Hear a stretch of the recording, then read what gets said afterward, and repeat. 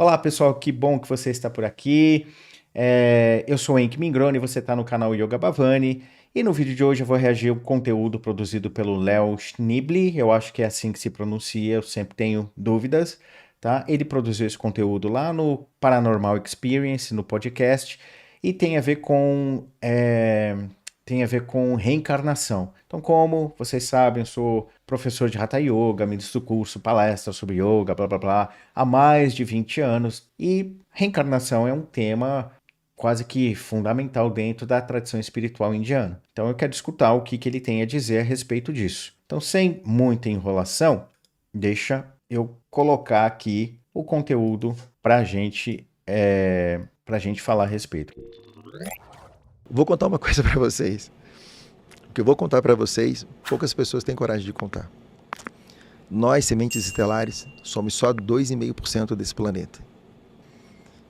Nós ficamos presos aqui porque a gente veio de uma dimensão onde a gente, quando chegou aqui, falava assim, terceira dimensão, já fiz isso 10 vezes em outros planetas, a gente ajuda esse aqui e está tudo bem. Só que quando você entra na seara desse planeta, você está suscetível às regras desse jogo. As regras do jogo, a principal regra que faz o jogo funcionar é o esquecimento. Você entra aqui e não sabe quem é, tchau.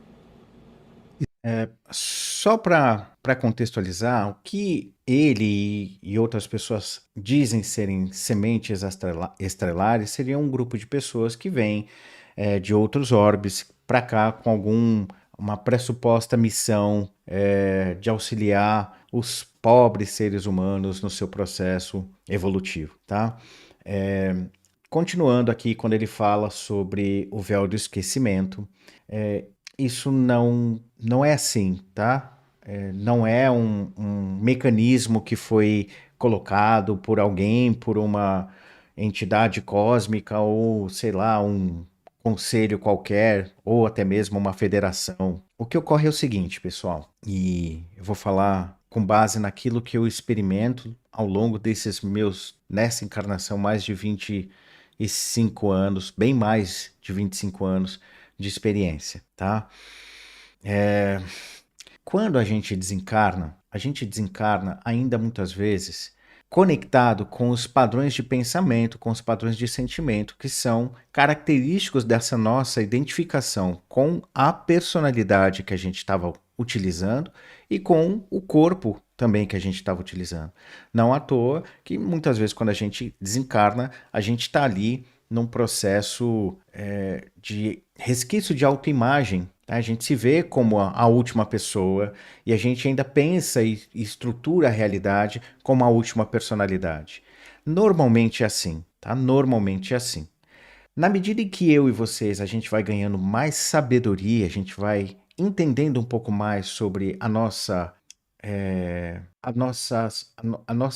essência, vamos colocar dessa forma, a gente começa a se perceber como uma pessoa, como um ser que transcende a ideia de uma individualidade. O que eu quero dizer com isso? A gente vai ficando cada vez mais consciente de que as personalidades não nos definem. A gente vai ter então a possibilidade de perceber, né, o que a gente chama de outras personalidades. E de maneira mais direta aqui, a gente vai começar a lembrar de outras vidas, ok?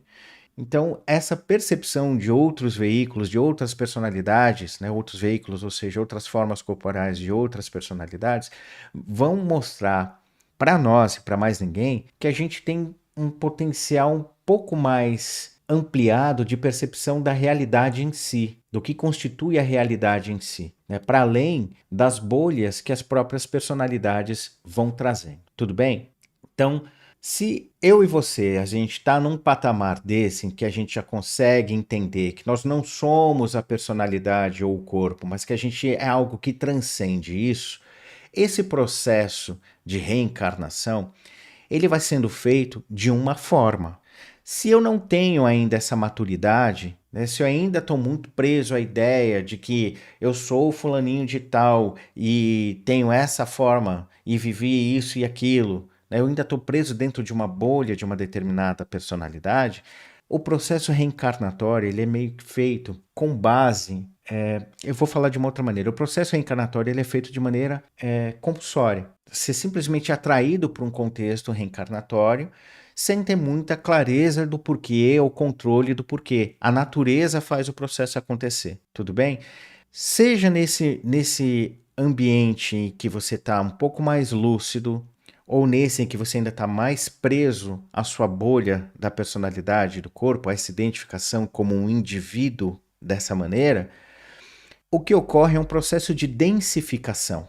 A diferença vai ser que, para aqueles que estão um pouco mais despertos ou conscientes da sua real natureza, ou do seu eu real, esse processo ele vai sendo um pouco mais discernido e o distanciamento entre aquilo que percebemos ser de fato e aquilo que a gente vai experimentar como um ser encarnado é menor, ou o acesso a esse eu real é menos ruidoso, tudo bem? Então o processo de densificação vai gerar um ruído. O que é esse ruído?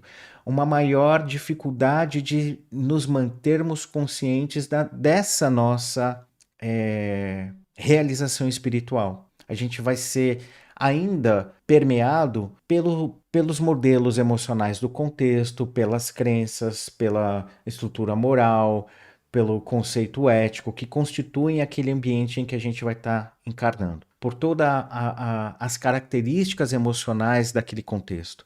A gente vai ser permeado por isso e esse ruído vai gerar uma dificuldade no acesso daquilo que eu já tenho como realização espiritual, tá? Mas esse acesso vai ser mais possível ou mais rápido, tá?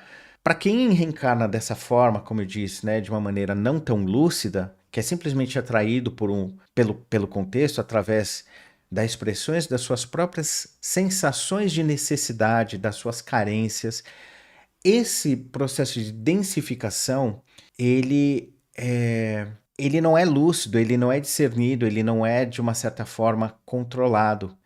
Então, essas pessoas elas tendem a ter uma experiência de maior pressão dos ruídos emocionais do contexto, fazendo muitas vezes com que haja uma maior turbulência entre os seus próprios conteúdos, as suas próprias carências e aquilo que é experimentado como sendo o ambiente a que a pessoa está reencarnando. Fora isso, a gente tem o mais essencial e básico, que é você está entrando num corpo que é totalmente novo, totalmente novo. Então, o seu cérebro é novo, o seu aparato sensorial é novo. Então, quando a consciência está encarnando e se conecta com um corpo novo, tá? Ela vai começar a influenciar esse novo corpo com as suas memórias ou com os seus modelos emocionais. Então, a referência que eu tenho sobre os sabores, sobre os sons, que estão gravados como experiência espiritual, né, no meu corpo, no dito corpo espiritual, né, a minha autoimagem anterior, tudo isso vai gerar uma espécie de pressão sobre o feto, de uma maneira mais reativa. No outro processo que a gente está um pouco mais lúcido, isso é até mais controlado, tá? Mas não é tão reativo, é isso que eu quero dizer. Mas nesse caso de pessoas comuns, né, que não tem muita realização espiritual, não que quem tem essas realizações sejam incomuns, tá? Mas vamos lá, acho que vocês entenderam. Para o povão, para a maioria, esse processo ele é feito de maneira reativa. Então, na hora que a gente começa a experimentar os aspectos sensoriais do corpo, o próprio cérebro que está ali se desenvolvendo, a gente começa a permear as percepções do momento com as memórias que a gente já tem, em termos de percepções, tá? Então, como esse processo muitas vezes é feito de maneira inconsciente, as respostas físicas ou fisiológicas que aquele feto possui ou tem acabam gerando gatilhos ou deflagrando coisas nesse eu que está reencarnando que vão ser experimentadas de maneira reativa, tá? Então eu vou entrar num processo que é quase que um sonho. Eu não tenho como explicar isso muito profundamente aqui.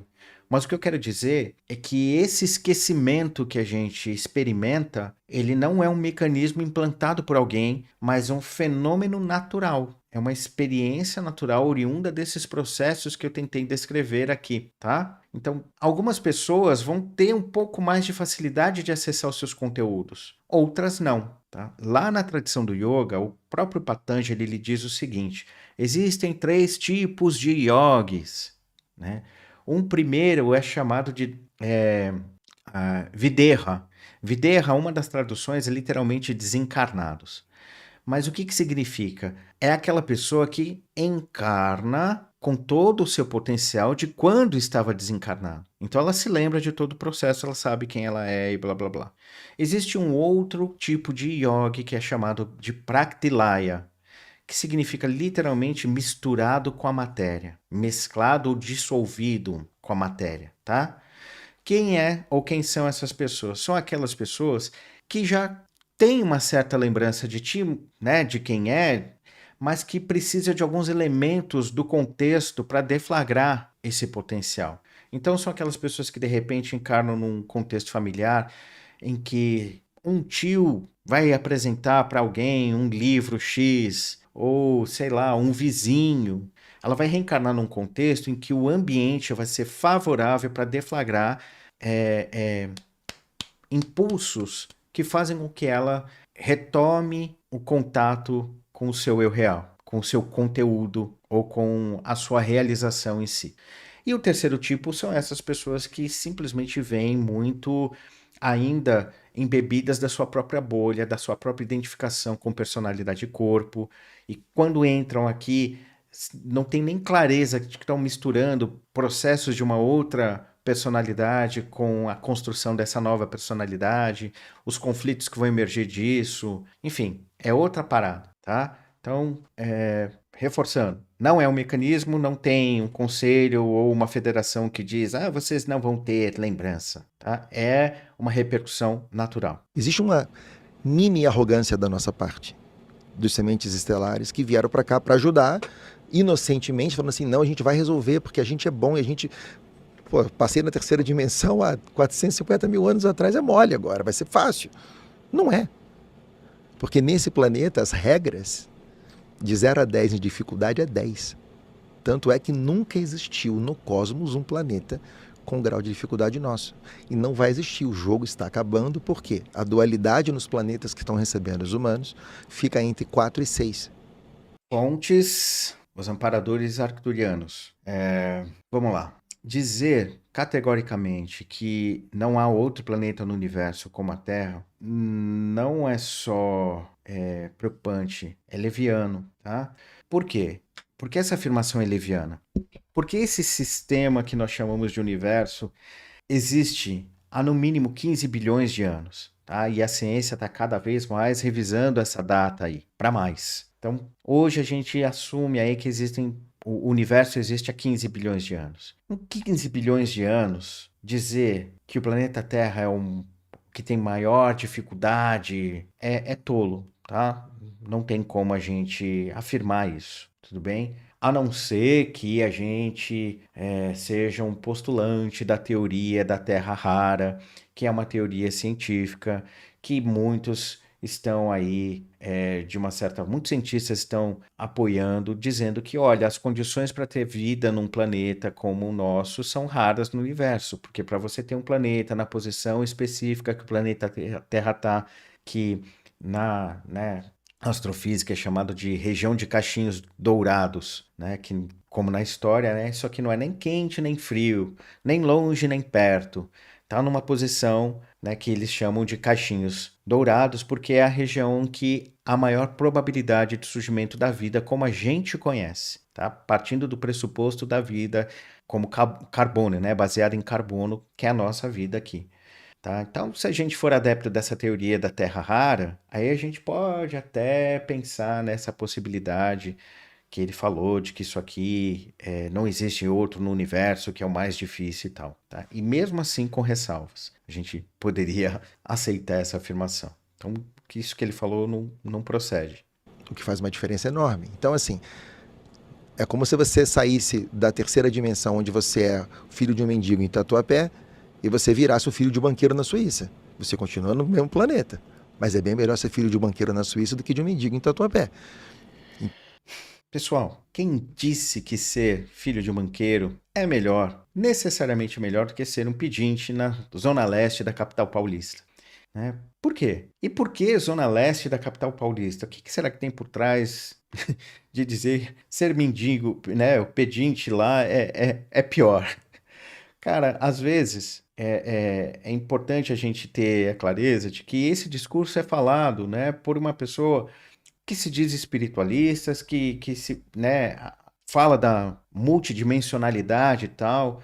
E assim, de repente você encarnar como um filho de um banqueiro lá na Suíça pode ser pior do que você ser pedinte na ZL, aqui em São Paulo. Não existe lógica nessa afirmação, tá? A não ser, talvez, uma ideia elitista e preconceituosa. Tudo bem? Então, o processo de saída, para que a evolução comece a acontecer real, o jogo está acabando para tirar as consciências desse planeta, para levar para outros planetas, e são 7 recebendo essas consciências, para começar o jogo de uma maneira diferente.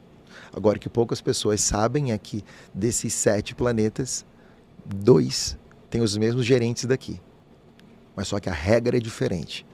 Vamos lá, eu já vi, acho que em algum outro vídeo que eu reagi dele, ou enfim, eu já vi ele falando que na verdade eram 3 planetas, agora são 2 planetas.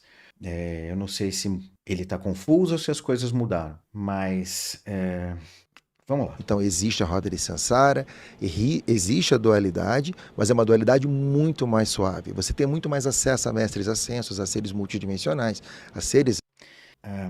Quando a gente fala de roda de Sansara, nesse contexto espiritualista, a gente está falando aqui do movimento reencarnatório, tá? O termo Sansara, propriamente dito, não significa reencarnar. Samsara significa sama, mesma, sara, essência. É todo o processo que eu e vocês podemos engendrar no sentido de criar um looping, de estarmos experimentando uma mesma essência com roupagens diferentes. E isso não necessariamente está atribuído à reencarnação apenas, mas pode ser na maneira como a gente se relaciona com as coisas práticas no nosso dia a dia.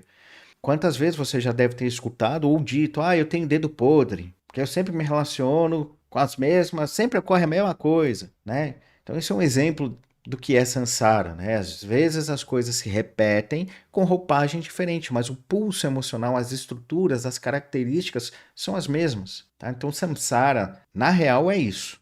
Falar do sistema reencarnatório como Sansara é uma herança que surgiu em algum momento aí no meio espiritualista, tá? No yoga, de maneira geral, se tem essa clareza de que samsara não é necessariamente as reencarnações, tá? E mesmo que fosse, ele está dando a entender que o processo reencarnatório em outros planetas que são mais ou menos difíceis do que a Terra possibilita uma percepção mais direta dos mestres ascensos e tá. Eu não sei se isso é uma vantagem ou não, tá? De verdade, eu não sei. Mas enfim, é o que ele está colocando ali. extraterrestres. Coisa que aqui é impossível, porque o véu aqui é o muro de Berlim.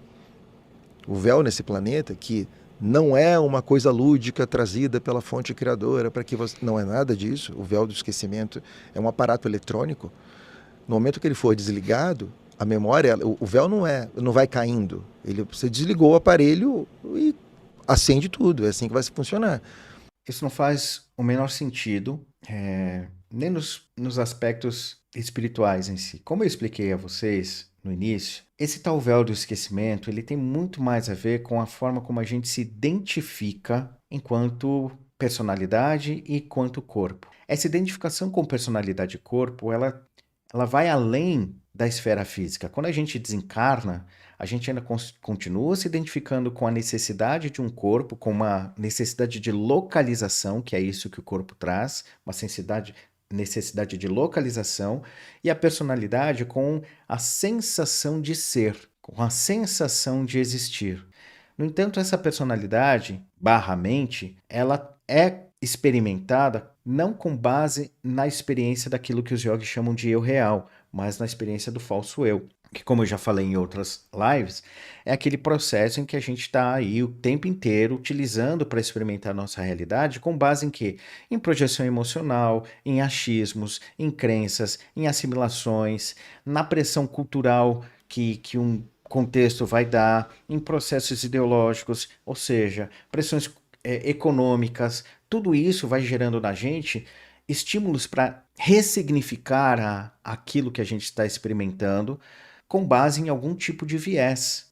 Mas a realidade concreta em si, ela ocorre livre dessas projeções, dessa capa ou dessas melecas emocionais, né? Nós temos até experiência direta da percepção disso, né? Eu vou dar um exemplo aqui de como seria a atuação desse falso eu. Tá? Eu estou caminhando numa rua, estou chegando num cruzamento, né, numa esquina, e aí tem uma batida. A pessoa que está numa direção oposta à minha, ela vai dizer, não, o culpado foi tal. Eu posso dizer, não, o culpado foi esse. Quem está de cima de um prédio vai dizer, não, o culpado foi aquele outro. Todos, de alguma maneira, podem estar certos, mas a maneira como a gente vai expressar a nossa percepção, ela pode estar enviesada, tá? Na medida em que o evento ocorre, eu posso projetar sobre o evento um monte de conteúdos, de pressupostos aqui, que vão falsear aquele evento, que vão dar características muito pessoais àquele evento. E eu vou vivenciar aquilo como sendo algo concreto e real. Mas na verdade, não é verdade, o que aconteceu? Eu não consigo acessar, porque eu vou estar embebido, entre aspas, dessas influências, tá? Enfim, vamos escutar um pouco mais o Léo aqui. Eu quero evitar ficar parando toda hora, mas eu não consigo. Vamos lá. Então, quando o véu for desligado, a gente vai ter uma noção real daquilo que acontece aqui. Complementar. Por conta disso, gente, por que eu digo que não faz sentido? Sabendo que essas nossas identificações, esse falso eu está atuando, o que acontece quando eu e vocês, quando a gente é apresentado à realidade de maneira abrupta? A gente não fica bem, não é? Não ocorre um choque. Imagina então, espiritualmente, alguém vir desligar um aparelho e você fala: "Ah, nossa, estava vivendo uma ilusão. Ai, que bom que agora eu despertei. Nossa, não é assim que funciona, tá? Não é assim que funciona. Uma vez eu estava dando uma palestra lá no espaço do Wagner Borges, na verdade era um curso, o IPPB. Eu estava dando um curso lá, porque quando eu estava mais, né, eu dava aulas de Hatha Yoga lá no espaço do Wagner Borges, muitas vezes eu dei aula para o grupo de estudo dele e tal, e chegou um momento lá em que, para dar mais, para a gente ofertar mais coisas para as pessoas que gostavam do conteúdo, a gente começou a fazer cursos gratuitos toda terça-feira. E num desses cursos eu estava lá falando alguma coisa que ia desconstruir de maneira abrupta a forma como a maioria das pessoas que estavam ali na aula enxergavam um determinado assunto que agora, de verdade, eu não lembro. Mas o que eu me lembro de um mentor, como as pessoas chamam, né? Eu tenho o hábito de chamar de amparador, mas de um cara, de um mano, chegar e falar assim para mim: cuidado com o que você vai falar. Não quebra o paradigma de alguém sem você ter outro para colocar no lugar. Não faça isso. E aí eu lá dando a aula e o cara falando: se a pessoa acredita que é a jarra de ouro que cura câncer, deixa ela acreditar se você não tiver algo para colocar no lugar que seja mais estabilizador para aquele tipo de consciência. Não desconstrói de uma vez. Coloca outra coisa no lugar, que dê sentido de existência a ela. Então isso eu escutei no meio de uma aula que eu estava dando lá para a turma que frequentava o espaço do Wagner, né? Sei lá, devia de ser 2011, 2012, por aí, essas minhas palestras lá. Então aqui eu digo a mesma coisa, ó, imagina você desligando um suposto aparato eletrônico que vai fazer com que todo mundo perceba a si mesmo ou perceba o que supostamente é a realidade de uma vez. É surto, as pessoas vão surtar, né? Então, vamos lá. Só que, sim, tudo isso que eu estou trazendo aqui, e eu acho que talvez eu tenha me precipitado, mas é porque o assunto foi fluindo e eu recebi a mensagem para falar e eu estou falando. Tudo o que acontece aqui vai ser mostrado de alguma maneira. E o que o Thiago, e eu respeito demais o Thiago, como é que é o sobrenome dele? Cat. O Cat, Tiquete. aham. Ele é um cara que eu sou super fã dele. É um dos melhores e talvez mais sérios ufólogos do mundo.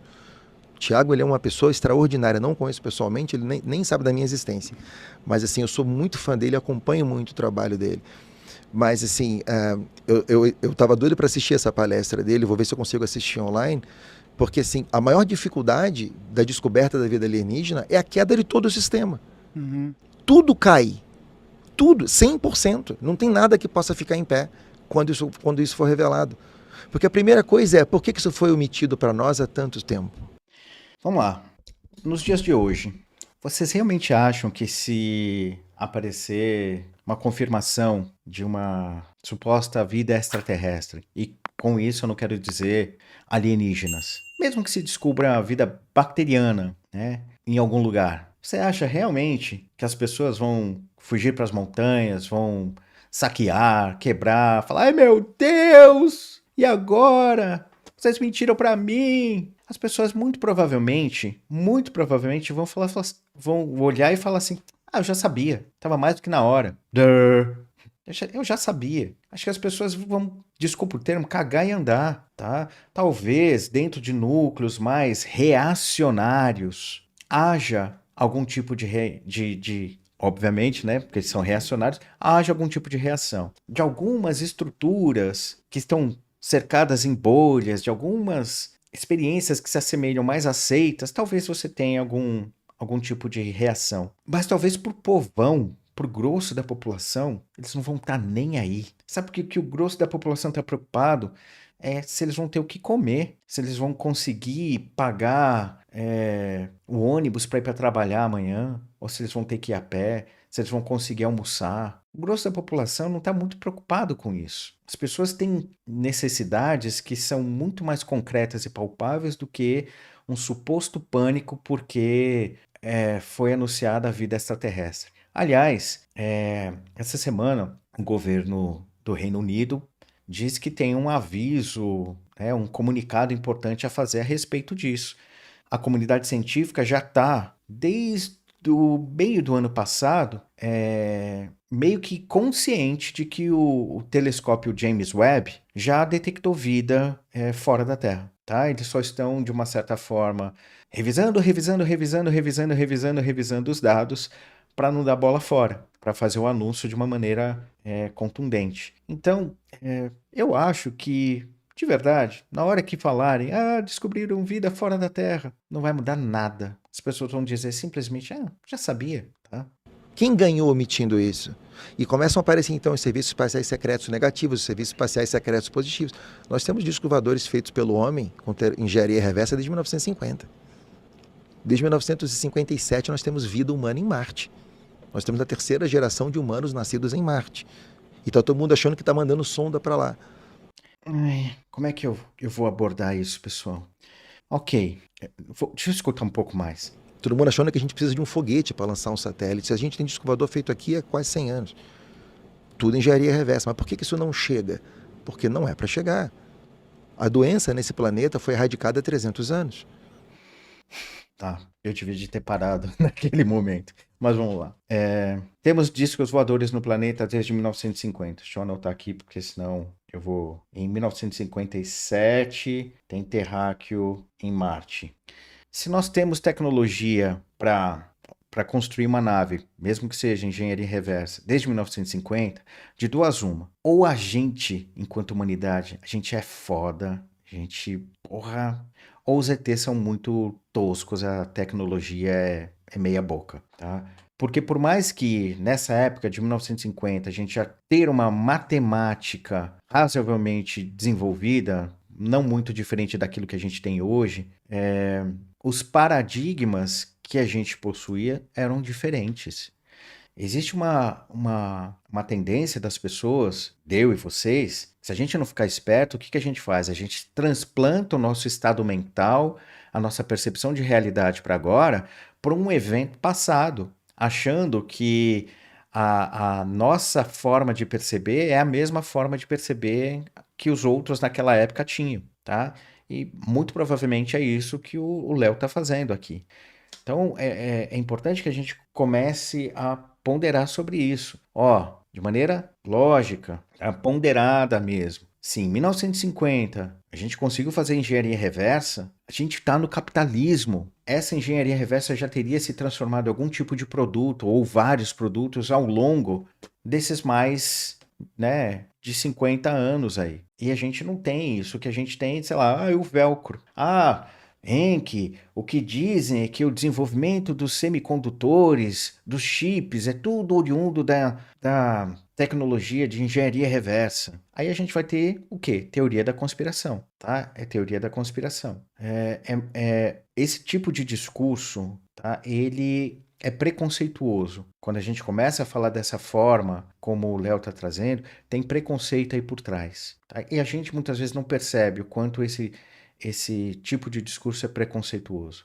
Tá? Sobre não ter doença no planeta há 300 anos, deixa eu fazer uma pesquisa rápida aqui com vocês sobre as doenças no século XVIII. Deixa eu fazer aqui. Doenças em 1700. Vamos lá. Wikipedia, que não é uma das melhores fontes, mas, né? Ó, século XVI e XVII, 1520, 5 a 8 milhões morreram por varíola. Século XVIII, aquilo que nos interessa. 1702, no Canadá, Nova França, teve o quê? Varíola, escorbuto, varíola. Na Islândia, matou 36% da população. Aí a gente tem aqui, na França, 220 mil mortos. Grande peste, né? Então teve peste, varíola, sarampo, gripe, né? Na América do Norte. Então percebam, né? Que tem algo errado no discurso dele. Ou já existia Big Pharma em 1700. Como é que é isso? A indústria farmacêutica malvadona já existia em 1700? Ponderem, pessoal, por favor. Cadê? Se fica todo mundo doente, você acabou de sair de uma. Não é isso, é só para 0,1% da população que tem acesso a esses caras, que tem acesso a essas tecnologias. Mas ela já existe aqui há 300 anos. E aí?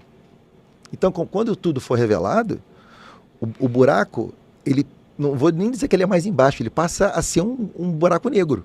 Porque ele suga o que existe hoje, que nós conhecemos como modus operandi, por uma coisa totalmente nova. Essa prisão de que eu preciso estar casado com fulana, ser pai de ciclano, ser avó de Beltrano e etc. Tudo isso faz parte da novela da Matrix. É o teatro que você compra quando você assina para descer. Só por esse comentário já mostra que o Léo não entende realmente o que é o processo reencarnatório. Ele está reproduzindo o senso comum que é ainda muito difundido dos meios espiritualistas, mais com características espíritas em si, né? De que eu preciso resolver uma pendência com a minha mãe porque na vida passada eu fui pai dela. Tá? Não é assim que funciona. Então esse comentário dele mostra que ele não entende o processo, né? E talvez, né, por ele ser um arcturiano, talvez os arcturianos também não entendam o processo. Estão viajando na maionese nesse aspecto aí. É complicado. É disruptivo. E também não existe nenhum contrato assinado. Eu estou vendo muito espiritualista falando isso nesses podcasts, que a gente assina contrato antes de vir. Não existe isso, pessoal, tá? Não existe. Algo assim bastante mind-blowing, assim, é para explodir a mente das pessoas mesmo. Mas só que se a gente não encara isso, independentemente, porque o principal aqui é o seguinte, a nossa função, nós arcturianos, nós não estamos aqui para ninguém, para catequizar ninguém.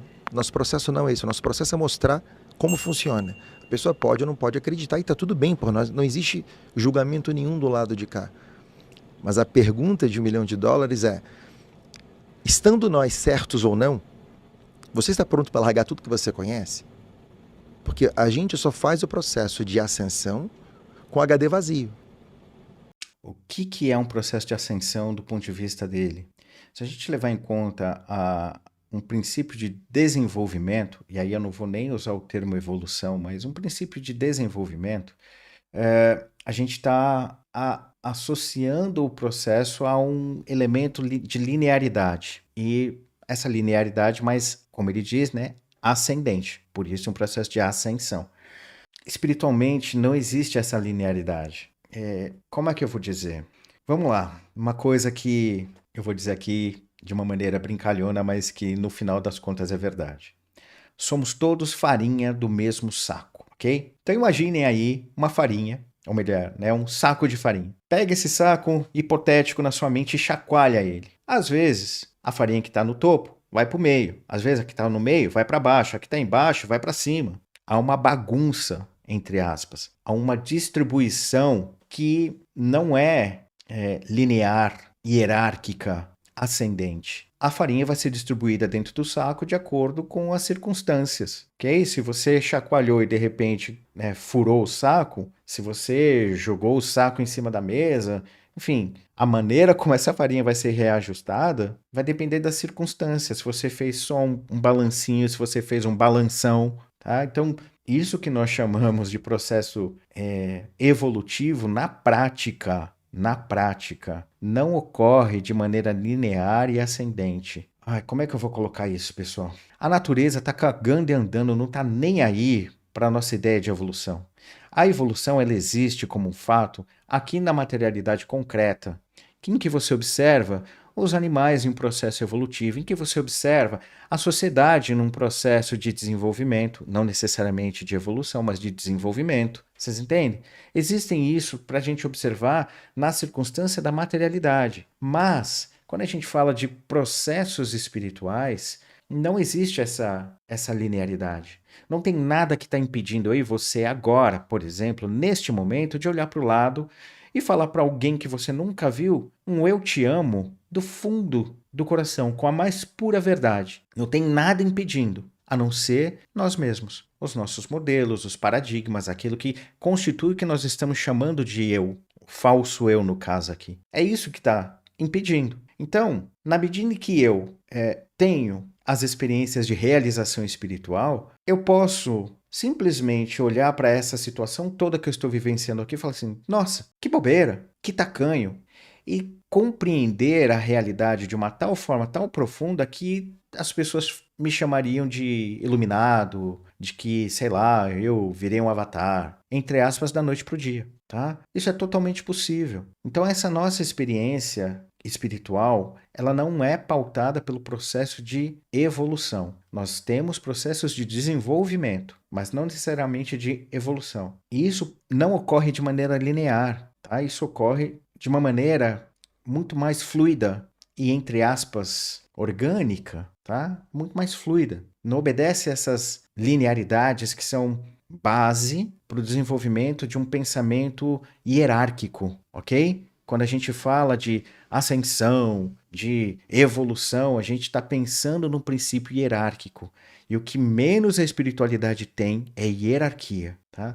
Observou sistemas hierárquicos, por mais que eles não aparentam ser sistemas hierárquicos, isso tem muito mais a ver com um modelo, com uma forma, do que com a real estrutura da coisa em si.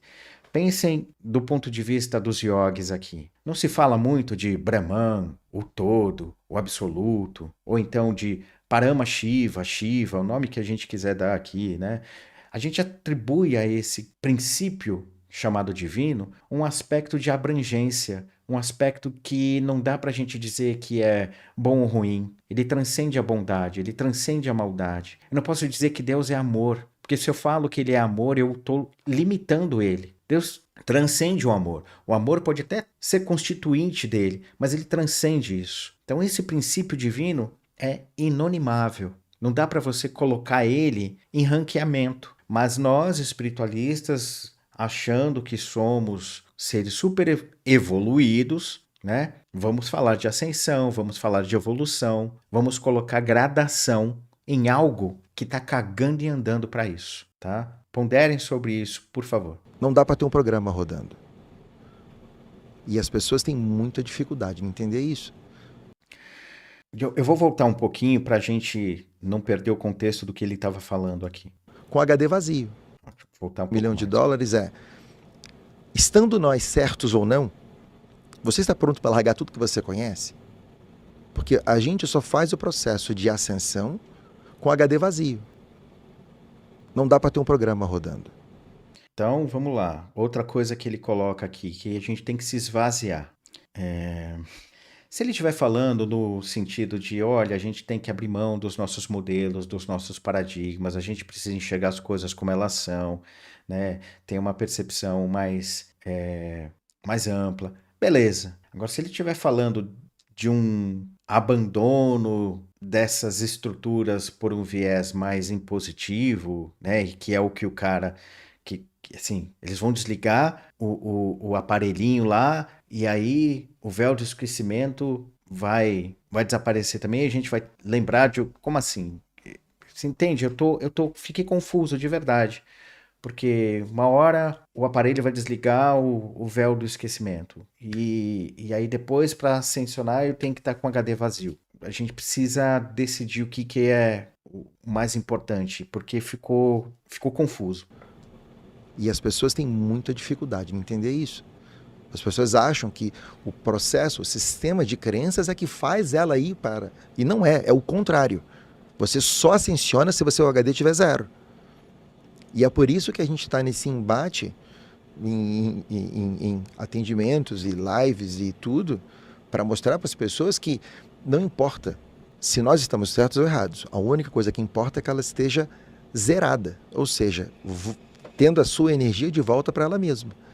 E uma vez que ela está com a energia dentro de si, onde ela encara a figura do eu sou, a figura do humano que ela é e da consciência multidimensional, porque todos os seres humanos, sementes estelares ou não, são multidimensionais, é a graça desse universo. Se ela encarar isso de uma forma limpa, não importa. Por favor, percebam a contradição do discurso. Precisamos estar com HD vazio, mas ao mesmo tempo a gente precisa se assenhorar do tal eu sou. Muitas vezes, quando eu vejo espiritualistas falando desse eu sou, isso está ligado àquela ideia do Brahman, do divino, blá blá blá. Então, como é que eu posso estar com o HD vazio, me conectando com o dito eu sou, que na verdade é o todo?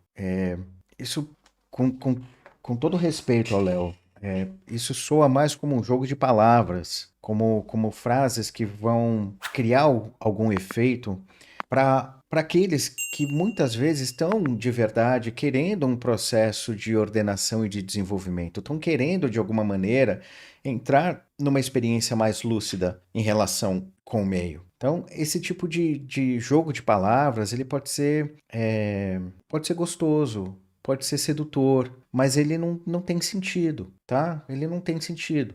Eu já comentei sobre isso em outros momentos, em outros reacts, sobre a necessidade da gente ponderar sobre discursos que aparentemente apresentam uma linearidade e uma coerência, mas que na verdade são vazios, tá? Então tem uma boa eloquência, consegue até se expressar com uma certa não assertividade, mas com um princípio de uma certa autoridade, vamos colocar assim. Mas, no entanto, o discurso é vazio, tá? Não tem substancialidade. Não importa em quem ela acredita. Ela tem que acreditar nela. Mas o sistema faz com que você não acredite em você. O sistema é feito para te tirar o teu poder. Todo o sistema. Todo o sistema. Toma um exemplo bobo. Você entra numa igreja, vamos botar uma igreja católica. Primeira coisa que você faz quando você entra, para quem é católico, é o sinal da cruz. Você sabe por que do sinal da cruz? A gente aprende o quê? É um respeito pela figura do Cristo que está ali, porque a hóstia é sagrada. Cansei de fazer isso, você ajoelhava com o joelho direito no chão e fazia o sinal da cruz para entrar. Quando você faz o sinal da cruz, o seu campo eletromagnético que circula de você do lado inferior esquerdo para o superior direito e faz essa... Na hora que você faz o sinal, você quebra essa frequência de campo, você abre o seu campo para aquilo que eles vão dizer. Isso não faz o menor sentido. Ai, ai. Vamos lá, pessoal. O nosso campo eletromagnético, como ele está colocando aqui, ele é oriundo das atividades celulares. Vou simplificar. Então, no nível molecular, estão ocorrendo um monte de relações e essas relações vão gerar o tal campo eletromagnético, ok? Então, nós temos diversos tipos de célula no nosso corpo e cada conjunto de células vai produzir uma densidade de campo diferente. Não é verdade que o nosso campo tem essa ou aquela movimentação, esse ou aquele sentido, como ele colocou, tá? Da maneira como ele colocou. E também não faz o menor sentido dizer que quando você faz o sinal da cruz você quebra essa frequência, né? E, enfim, porque como eu disse, isso é o campo, a propagação do campo, ela é oriunda das atividades celulares. Então, para você mexer nisso com o sinal da cruz, caramba, né? Você muda a atuação, né? A forma como as suas células estão atuando ali. Não funciona nem por esse aspecto, digamos assim, físico, tá? E tampouco no aspecto energético. Existem símbolos que vão mudar a conformação do nosso campo, do suposto campo energético? Sim. O que seria esse campo energético? Falando de uma forma bem simplista e direta. É a média daquilo que a gente expressa em termos de pensamento, de estruturação mental e expressão emocional. Pega a média daquilo que a gente consegue expressar em termos de relações emocionais e estruturação mental e a gente vai ter o que é chamado de campo energético. Diferente do que é o duplo, chamado duplo etérico. O duplo, ele é, na verdade, esse campo propagado através das interações celulares lá, então é a propagação de um campo mais eletromagnético, tá? Enfim, então esse dito campo energético, ele é a média do que a gente expressa como pensamentos e emoções, barra sentimentos. Quer saber se o seu campo está legal? Pondera aí sobre qual foi a média daquilo que você pensou ao longo do dia e qual foi a média das emoções que permearam você, tá? É bem isso. Então, quando você faz um gesto, um mudra, né, dentro da tradição indiana, né, um mudra, um outro gesto qualquer, ele vai ter um impacto de acordo com aquilo que você tem de identidade com o que está sendo proposto, tá? É a mesma coisa com um mantra. O mantra vai atuar no seu campo? Depende. Você sabe o que o mantra significa? Você está ligado aos conceitos que aquilo está sendo correlacionado? Aquilo tem algum pulso entre aspas, verdade para você? Faz sentido para você? Né? Então, não adianta eu fazer determinados mudras. Tem alguns mudras, por exemplo, esse aqui, ó, cadê? Aqui, ó, né? Ou esse. Por que os yogis fazem esse mudra, né? Ou de para baixo ou para cima? Porque a gente tem vamos colocar assim, um neurônio. Não sei se vou usar o termo neurônio aqui, vou usar um termo mais, um nervo, tá? Que percorre toda a extensão do seu braço e termina nas porções médias dos nossos pulmões ali. Então não é que termina ali, mas ele está relacionado a produzir maior estímulo nas porções baixas e médias dos nossos pulmões, melhorando então a nossa oxigenação. Então, quando você faz esse gesto, não é que você acessou uma energia XYZ, você está dando um estímulo para que a sua respiração gradualmente fique mais profunda. É um estímulo físico-fisiológico, tá?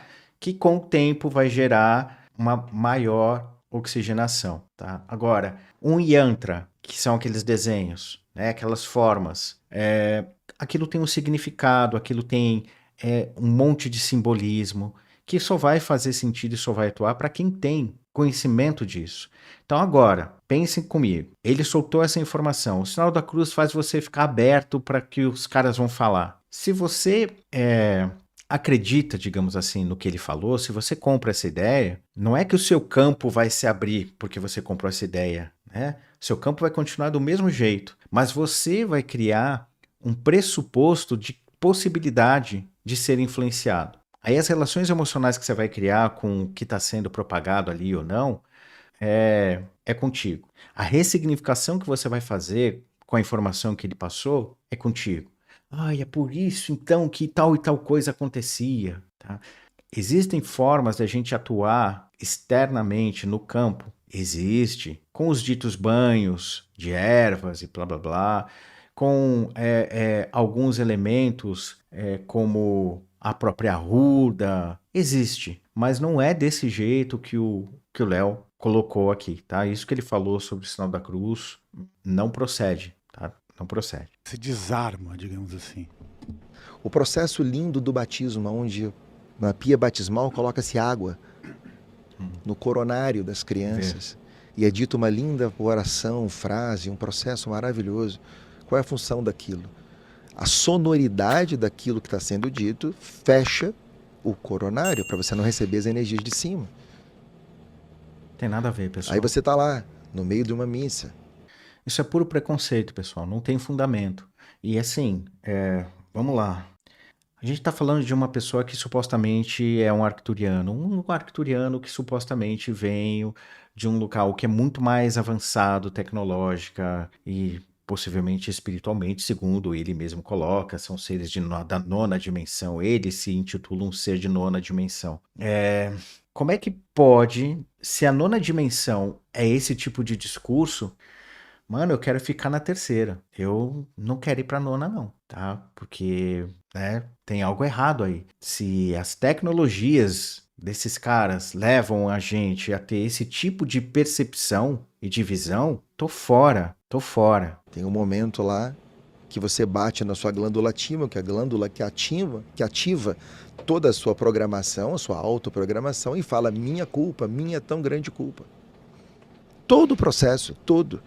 Mas analisar esse processo, quando você está de fora é fácil, quando você está de dentro... Ai, meu Deus. Existem tantas técnicas do Tantra, do Yoga, do budismo tibetano, em que você faz um monte de batidas na região onde a gente chama de glândula, né? Que tá a glândula do timo, que a gente chama de chakra cardíaco. E não tem nada a ver com isso. Isso é uma expressão cultural, né? Quando os católicos dizem minha culpa, blá blá blá, isso é uma expressão cultural, né? Os yogis, os budistas vão ter outra leitura cultural do que está acontecendo, né? Do que estão fazendo, para ser mais correto. Com certeza deve ter, assim, uns 100 mil pessoas nesse exato momento nos assistindo, achando que eu preciso ser internado. E tá tudo bem. Então, assim, esse é o grau de dificuldade de desbancar isso tudo. Como é que você desmantela isso de uma pessoa que é beata há 50 anos, 60 anos? Como é que você desmantela desse processo todo? Como é que você quebra? Porque, assim, o que é a queda da Matrix? A queda da Matrix é: achei o terreno mais lindo da minha vida. Vou construir a casa dos meus sonhos. Mas nesse terreno tem um casebre. Eu preciso derrubar o casebre para construir o castelo. A queda da Matrix é derrubar o casebre. E quem está querendo derrubar o casebre? As pessoas não querem. Eu conheço gente que fala assim para mim: Léo, olha, eu entendo tudo que você fala, eu acho até interessante. Mas se na terceira dimensão do outro planeta tiver cerveja, churrasco e mulher, eu vou para lá. E cigarro, né? E futebol. E é isso, entendeu? Você é 100% preso na Matrix, Porque né? a galera... Isso é simplesmente um reflexo do quanto a gente vive um dia a dia recheado de pressões. As pessoas, de maneira geral, querem o churrasco, um companheiro ou uma companheira e uma bebida, não porque elas estão descrentes de um mundo espiritual, mas é porque elas querem, desculpa o termo, tocar um foda-se nessas pressões que elas estão recebendo. A vida é simples. Viver é simples nesse sentido. O ser humano é simples. De maneira concreta e prática, tá? O que a gente quer é realmente ser querido, ter um companheiro ou uma companheira, tá? E desfrutar da vida. Não caiam nessa historinha de que querer esse desfrutar, nesse aspecto mais simples, é algo ruim, tá? Que faz com que a gente não evolua espiritualmente. A nossa ideia de que, ponderem sobre isso, de que eu ser evoluído significa que eu esteja, ou que eu deva estar sempre produzindo. Gente, isso parece um discurso neoliberal, tá? Talvez o neoliberalismo tenha impregnado a nossa experiência espiritual, porque Cara, qual o problema de você querer de verdade ter uma pessoa e tomar uma bebida, que seja cerveja ou qualquer outra bebida, desde que isso, obviamente, não interfira no seu senso de discernimento, né? E aí cada um, não tem problema nenhum. A gente está num contexto social, como eu disse num outro vídeo, que a nossa jornada de trabalho é de 6 dias para um de descanso. E aí, espiritualmente, eu vou chegar e eu vou dizer: ah, seu Zé Ruela, você querendo aproveitar alguns momentos, você querendo assistir uma série da Netflix ou de qualquer outro lugar, danadinho. É por isso que você vai para o umbral. Você querendo pular um carnaval, vocês querendo escutar tal tipo de música, por isso que eu falo, a gente precisa observar as estruturas sociais que a gente está inserido. O que leva a gente a ter uma música como o funk, né? Um estilo musical como o funk brasileiro, digamos assim. O que é que leva? O que é que está por trás? Alguém vai dizer, ah, é porque é ação das trevas e blá blá blá, blá blá blá. Porra, tem nada a ver, gente. Vamos olhar o contexto social. Às vezes, a pessoa, ao falar aquele monte de coisa que ela está falando na letra ali, é o jeito que ela conseguiu de se sentir, de expressar a sua própria sensação de existência. Não tem como a gente julgar. Dentro de um contexto onde mal o Estado chega, tá? Que tá faltando um monte de coisa, falar o tipo de coisa que se fala em alguns punks é uma forma de criar uma sensação, mesmo que torpe, tá? De existir, de ser. É atribuir um fator de eu existo, porque a sociedade, de maneira geral, não observa essas pessoas, tá? Mas as mesmas pessoas que condenam esse tipo de música, com essa premissa da energia XYZ, né, não estão ligadas no fato de que boa parte disso que nós chamamos de música sertaneja é financiada por pessoas que desmatam, que vivem de grilagem de terra, né, que cometem muitas vezes crimes, mas, né, tá tudo bem. Esse tipo de ponderação não é feita, não é feito. Então, é isso. Eu agradeço demais a vocês que ficaram comigo aqui nesse react.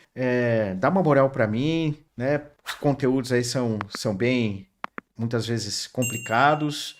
Às vezes me dá vontade de, como se diz na gíria da internet, de coringar, né? De enlouquecer e sair, né? De desligar e falar, não quero mais, sabe? Isso aqui é muita, né?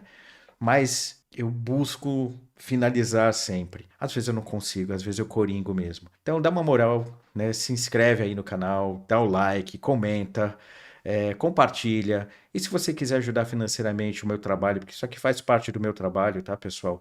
É importante que vocês também ponderem, observem que eu passo muito conteúdo nesses reacts, tá? Então, se você sente que deve ou pode ou quer, né?